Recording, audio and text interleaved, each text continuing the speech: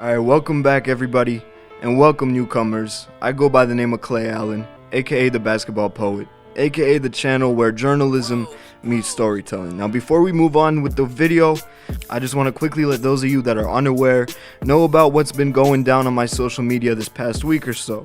With so many huge names on both the free agent market and trade market this offseason, I've been uploading what if videos and preview mixes, basically how certain players would look with their new team, or simply just a team that is in position to potentially add them.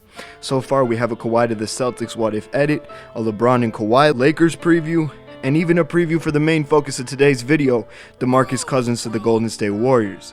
So if you're a Warriors fan wondering how Boogie would fit, or just an NBA fan apprehensively awaiting his debut with the new and improved super team, you'll get to see exactly how scary that team would really be with a healthy Cousins. Moving forward, I'll also be posting all types of different content on all platforms, from Instagram to Twitter to even IGTV. Exclusive videos you won't ever see here on YouTube. Not just these edits I've been speaking on, but also videos in the same format you see here, but just in short form, 1 to 2 minute long quick fire takes. I know some of y'all are always telling me, man, Clay, I love these videos, but could you just make them a little bit shorter? Truth is, I can't really. I'm here for storytelling. It's what I love to do. Almost mini documentaries in a sense. But for those of you that don't have the time for that, but you still love what we do here and you just want your quick Clay Allen fix, that's where you'll be able to find it. And I got some big things planned that'll be coming in the next few days, and I wouldn't want you to miss them. So on Instagram you can find me at the Basketball Poet, and on Twitter it's still at Clay Allen TV. Alright, with that out of the way, let's move right into the main video.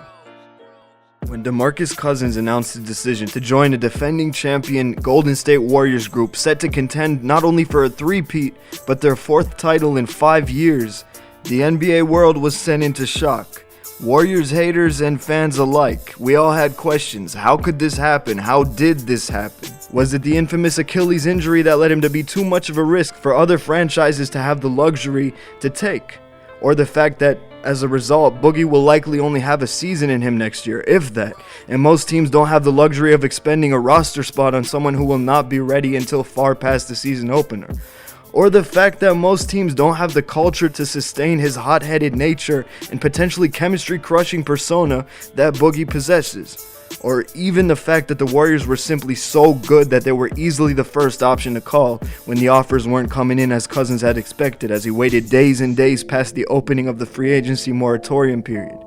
In each potential factor described, it is a classic case of the rich being perfectly positioned to get even richer. However, there is one other thing that has yet to be really given the respect it deserves as a huge contributing factor to this team's overall success over the past few years. A factor that is rarely even brought up or discussed in general. What many may not know is that this move has been in the making for a long time. In fact, it's been the culmination of a couple years now. Now, by all means, I'm not saying that the Warriors are so light years ahead of the rest of the league, as owner Joe Lacob likes to put it, that they've had this move planned out from before KD was even brought on. No, on the contrary, this was Boogie's chess move. This was his response, his retribution, really, to being shunned from teams all around the league, being sort of lowballed by his previous home he'd hoped to return to, all while he's, when healthy, by far the greatest player on the free agent market this offseason, not named LeBron James. And then New Orleans turned around to sign Julius Randle before a deal was even close to being in place with Cousins, making it pretty clear that they didn't have much faith in him moving forward past this recovery phase after a serious, perhaps career-altering or even career-ending injury. And it's more than that, really. This was revenge not just against the Pelicans or against the teams around the league unsure about his future this very offseason, but probably a lashing out in response to the unfortunate position he was drafted and forced into entering the league. 7 years that were meant to mold him into one of the most dominant bigs in history instead left him trapped in a losing situation and terrible culture in Sacramento. Then after finally being relieved of that situation, brought in to create a tandem of perhaps the top 2 bigs in the world with Anthony Davis, only to suffer one of the worst injuries in all of sports and never even get a full season to experiment with that roster. Not even a simple, tiny little taste of postseason action. something Boogie has been yearning for his entire career. You have to remember Cousins' personality, his hot-headed nature. For a player so deeply distraught with the idea of losing, to be placed into losing situation after losing situation, then forced onto the sidelines in his first chance to really compete in the playoffs, teased really so close that he could literally touch it, yet unable to play. The decision to join the far and ahead greatest team in the league was, at the end of the day, a quite easy one to make. Much easier than it would have been for KD, who's always been concerned with the public's perception of him, and throughout his 10-year career prior to joining the Warriors, always taken great pride in staying loyal to both the organization and the city, be it by donating millions to those in need in Oklahoma or doing whatever he can to positively influence at-risk youth in the area. But for both players, there's a backstory to the backstory. There's a greater influence at play here than simply chasing a ring that led to both players' decision to step onto the floor in Oracle Arena suited up in the blue and gold. We've all heard the story of Draymond calling KD in the parking lot after the Warriors' Game 7 loss to the Cavs in 2016. But something else was brewing that summer, and it was in Rio de Janeiro. Whether it's the Summer Olympics, the FIBA World Cup, or simply the annual mini camps, Team USA is where some of the best and brightest players in the league congregate. It's become as much a place for networking and social life as it has for playing basketball.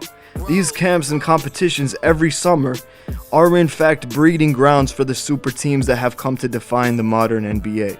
To begin our story, we look back upon the first round of the 2013 NBA playoffs, where the Denver Nuggets featuring one Andre Iguodala were upset by a young, unproven Golden State Warriors group led by emerging star Steph Curry. Iguodala went on to defy the odds and join a Warriors franchise with no cap space and very little assets to move in combination with large salaries to clear the space for such a signing. As unexpected as it was for the rest of us, for those present at the 2010 FIBA World Cup, this was hardly a surprise. During his introductory press conference with the Warriors, Andre himself even went on to recall his time with Team USA in 2010, where he and Steph would go back to the gym every night after practice and get some shots up together. He gushed that it was here how the two of them got to know each other, see how they worked, and bonded over a mutual love for the game as well as a similar approach to the game, involving a strong belief in the Christian faith. As important as player chemistry is on the floor, in order to even open the door for such a possibility, the players in question must also be like-minded individuals off the court. As for Steph, for Andre, for any player with a talent level great enough to qualify them to play in this cutthroat selective league, of course, ball is life. So the way a player approaches life in general will greatly coincide with the way a player approaches the game. And after witnessing firsthand the young core of Steph, Clay, Barnes, Draymond, and Bogut show the world a glimpse of what they could become, because of Iguodala's history with Steph, he could see that vision. Of course, he couldn't have predicted a dynasty of this caliber, but he saw championship contention at the very least, and he took that responsibility upon himself in the team's first title in 2015, where he took home that finals MVP after tough, incredible defense all series against the best player in the world, LeBron James. With multiple others underperforming at crucial moments throughout the series, he was really what put him over the edge and made any of this possible, and thus marked the end of the draft era for the Golden State Warriors and the beginning of a new phase, the free agency era. See, also at that introductory press conference, what we can now see as a huge clue into what was to come for the Warriors, Iguodala also mentioned another guy present that summer of 2010 in Turkey that he and Steph spent quite a bit of time with, a lanky 21-year-old by the name of Kevin Durant. Whether it was in the chapel before the game, in the locker room after the game, or on the practice court, he emphasized that the three of them were always together.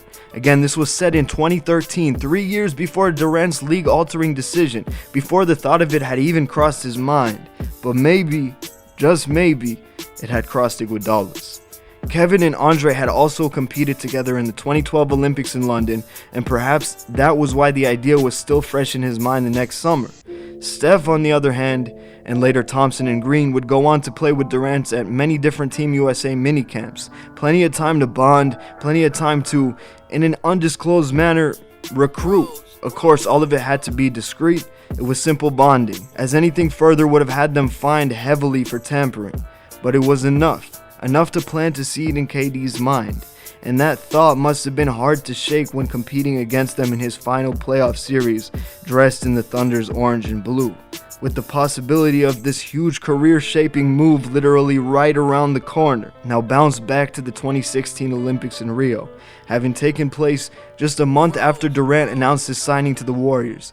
The entire basketball world had their eyes locked on this first glimpse of the terrifying new-look Warriors, as KD, Klay, and Draymond were all there to represent the USA. But our tunnel vision caused us to completely skim over something else that was clearly brewing at the same time, right in plain sight, as another member of the team, DeMarcus Cousins, was there observing, bonding, laughing, and developing his own chemistry with this Warrior core. It was here where it all began. For KD, it was not on the phone with Jerry West discussing career legacy where he was swayed to join forces. It was not in some 3.2-acre estate in the East Hamptons, a mere one-block stroll from the Atlantic Ocean. Not in any elaborate plot of a recruitment pitch, all complete with a virtual reality simulation of how life as a part of this organization would be like. None of that. Hell, the VR presentation malfunctioned. The lavish mansion was a nice touch, the promise of tech ventures at Silicon Valley was a great incentive, the call from the logo must have had some level of influence, but the real decision was made through pure human intrapersonal relationships. The idea that both Kevin's Nike and Steph's Under Armour would benefit from this move certainly helped. But what really made the difference was Klay Thompson chiming in, seemingly unbothered by the magnitude of the situation and making a social faux pas by blurting out, "Would it help Enta?" The real, candid approach that the Warriors take in recruitment. They told KD that he would have to sacrifice touches. They told him he would have to sacrifice shots, sacrifice individual stats, achievements, and milestones. And they just told Cousins the same, to a greatly higher degree. When commenting on the DeMarcus signing just the other day, Kerr said exactly that when speaking to Cousins about the potential signing, he told him there could be strings of possessions at a time where he would not touch the ball because of how fast the Warriors like to play, with Steph, Klay, KD jacking up shots on the break. He told him it won't be easy. The interviewer seemed confused by this statement. He asked, "Doesn't Warrior GM Bob Myers ever get on your case for, quote, blowing the pitch?" And Kerr counters with, quote, "Bob laughs about this. He always laughs about this. I'm brutally honest with everybody, so he always laughs at my free agent pitches." Then he goes on to explain the importance of plainly laying out the pure, unadulterated truth, because A, the truth is easy to see. There's no reason to try and hide it. And B, they obviously have no intention of changing their identity, all in order to bolster their team. The goal is to grow with what they've built, not start anew around another superstar. Players like that. They don't care for sugar-coated proposals, extravagant recruitment videos featuring celebrity cameos, vouching for that city and all that other jazz. That's all meant to be peer pressure. That's literally manipulation. And guys can feel that. What they need is a genuine sense of trust. They want the good with the bad. They want to hear the harsh reality up front rather than experiencing it months or even years later while locked into long-term contractual commitments. And when it doesn't go down like that, it doesn't tend to work. Even if the team lands the star, the fit was never truly there, it was artificially manufactured, and the cracks will always show. So Team USA, that's where these human connections all began. Years prior, alone in a chapel, silently praying in anticipation of the next match, discovering shared interests, shared beliefs, paralleling ideology from basketball schematics to religion, and a natural feel for each other on the hardwood. Of course, the circumstances differ, but this remains true not only for Golden State, but for essentially every player-made super team in this modern era. While there are countless other intriguing scenarios to account for, the Golden State Warriors' history of utilizing Team USA connections as almost unofficial recruitment pitches runs deep. So we'll save the others for a follow-up video coming later this week, so stay tuned. But none of the moves discussed throughout this video could have played out the way they had without the proper basketball environment that Team USA provides for the best of the best to gel and bond. Representing your country at the highest level possible and working to achieve a common goal under legendary coaches, often abroad in foreign countries and new, sometimes daunting experiences. That is the melting pot where lifelong relationships are formed.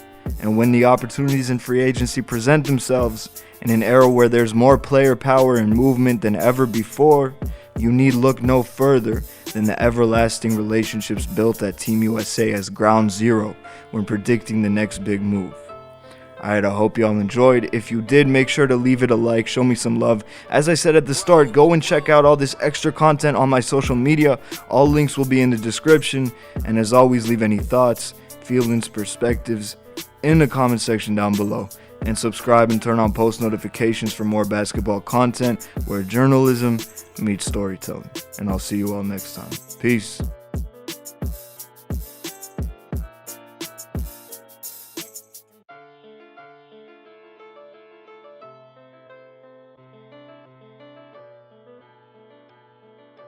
Rose.